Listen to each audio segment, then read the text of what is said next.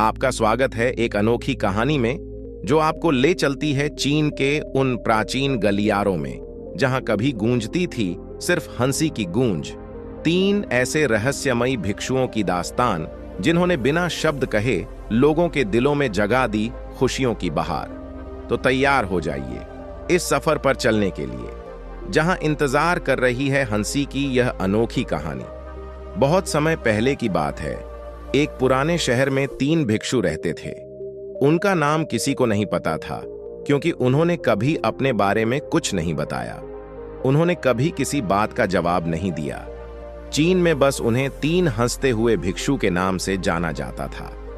तीनों भिक्षु सिर्फ एक ही काम करते थे। वे किसी गांव में प्रवेश करते, बाजार के बीचों बीच खड़े होते और हंसना शुरू कर देते। वे पूरे अस्तित्व के साथ, पूरे उत्साह के साथ हंसते। धीरे धीरे लोगों का ध्यान उनकी तरफ खींचा जाता और धीरे धीरे उनके चारों तरफ एक बड़ी भीड़ इकट्ठा हो जाती। वे इतनी एकाग्रता और पूर्णता के साथ हंसते कि उनकी हंसी देखकर सारा गांव हंसने लग जाता। जब पूरा गांव हंसी के समुद्र में डूब जाता तो वे दूसरे गांव चले जाते।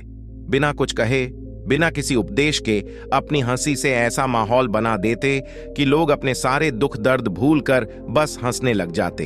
धीरे धीरे चीन के लोग उन्हें बहुत प्यार करने लगे और वे पूरे चीन में प्रसिद्ध हो गए। 3 हंसते हुए भिक्षु के नाम से चीन के लोगों ने उन्हें बहुत प्यार और सम्मान दिया। उनसे पहले और उनके बाद भी कभी किसी ने इस तरह से प्रचार नहीं किया कि जीवन केवल एक हंसी होना चाहिए और कुछ नहीं। वे विशेष रूप से किसी पर नहीं हंसते थे। वे बस हंसते थे जैसे उन्होंने ब्रह्मांड का मजाक समझ लिया हो, जैसे उन्होंने ईश्वर का मजाक समझ लिया हो। और उन्होंने एक शब्द का उपयोग किए बिना पूरे चीन में इतना आनंद फैलाया जितना आज से पहले किसी ने नहीं फैलाया था। लोग उनका नाम पूछते लेकिन वे बस हंसते और यही उनका नाम बन गया, 3 हंसते हुए भिक्षु, द लाफिंग मोंक्स।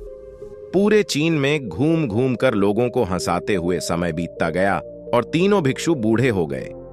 एक रात जब वे एक गांव में ठहरे हुए थे, उन तीनों में से एक भिक्षु की मृत्यु हो गई। पूरा गांव शोक में डूब गया। सभी को बहुत उम्मीद थी क्योंकि उन्हें लगता था कि जब उनमें से एक की मृत्यु हो जाएगी तो बाकी 2 जरूर रोएंगे। यह देखने लायक होगा क्योंकि किसी ने भी कभी इन लोगों को रोते हुए नहीं देखा था। सुबह हुई, पूरा गांव इकट्ठा हुआ, लेकिन दोनों भिक्षु तीसरे की लाश के पास खड़े होकर जोर जोर से हंस रहे थे। ऐसी हंसी उन्होंने आज से पहले कभी नहीं हंसी थी। गांव के कुछ बड़े बुजुर्गों ने उन्हें समझने की कोशिश की कि यह आपका साथी था और इसकी मृत्यु पर आपको हंसना नहीं चाहिए। तब उस दिन पहली बार उन भिक्षुओं ने लोगों से बात की और कहा, हम हंस रहे हैं क्योंकि यह आदमी जीत गया है। हम हमेशा सोचते थे कि पहले कौन मरेगा, लेकिन इस आदमी ने पहले मरकर हमें हरा दिया। हम अपनी हर हार की जीत पर हंस रहे हैं। इसके अलावा यह कई वर्षों तक हमारे साथ रहा।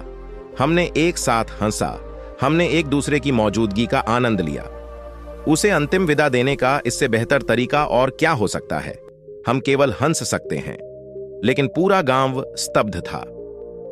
जब मृत भिक्षु के शरीर को अंतिम संस्कार के लिए चिता पर ले जाया गया तो सारे गांव वालों को एहसास हुआ कि शेष बचे 2 भिक्षु केवल मजाक नहीं कर रहे थे। वह तीसरा भिक्षु जो मृत था वह भी हंस रहा था। चीन में यह प्रथा थी कि जब किसी इंसान की मृत्यु हो जाती थी तो उसके पुराने कपड़े उतारकर उसे नहलाया जाता और उसे नए कपड़े पहनाए जाते थे। लेकिन मरने से पहले उस तीसरे भिक्षु ने अपने साथियों से कहा था कि वे उसकी मृत्यु के बाद उसे न नहलाएं और उसके कपड़े भी ना बदलें। उसने कहा था, मुझे स्नान मत करवाना क्योंकि मैं कभी अशुद्ध हुआ ही नहीं। मेरे जीवन में इतनी हंसी आई है कि कोई अशुद्धता जम ही नहीं सकती थी। मैंने कोई धूल जमा नहीं की है। हंसी हमेशा युवा और ताजा होती है, इसलिए मुझे नहलाकर मेरे कपड़े मत बदलना।